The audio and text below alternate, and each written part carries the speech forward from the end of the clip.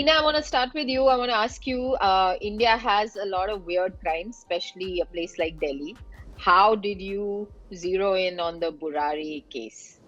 I think there was something in this case which is why even today, like everybody has an instant recollect, and the fact that you didn't feel satisfied with what you got, the answers. You didn't Yeah. really get the story as what really happened and why it happened. I remember just this burst of lots of news about it and some crazy angles being investigated, and then I didn't know the truth. So I think it's that part of it, and I can say this that the case has something. In fact, one of the cops also whom we interviewed told us till date, anybody who asks me about this case and I tell them that this is what, they still feel there's more to it, that they don't know. And I think this has that thing about it. What did you find out about this family? Like, what did it tell you about Indian families in general? Whether it's fiction or it was this documentary, the day I start feeling that I'm not telling their story, I'm telling my story, is when I feel, yes, this is it. I mean, that happened with me with Parched, and it happened with me with this is because we all hide behind this facade of the perfect family. And that is Sure. culturally so strong in us. Like as a child, I thought I was from the most unhappy family. Everybody was from the best family ever. We don't have conversations about uncomfortable things. So it felt very close. It could happen to any of us. I mean, that's the scary part about this story more than anything else. It's not about them. They were just like any of us, a happy family, you know.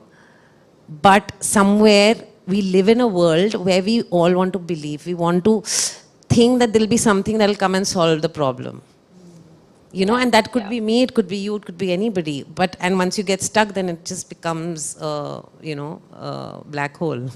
How do you avoid that it just remains like a cool story and maybe doesn't add to paranoia? Is there a way of making a documentary in a healthy way, especially about these things? There was a lot of fear. I mean, me and the team suddenly, because we were thinking so much about it, there was fear. And that fear actually came from conditioning again.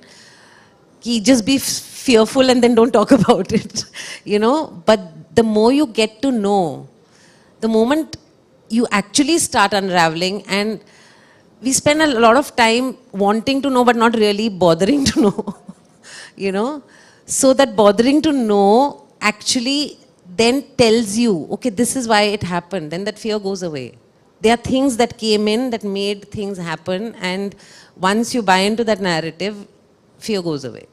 What do you see people taking away from this?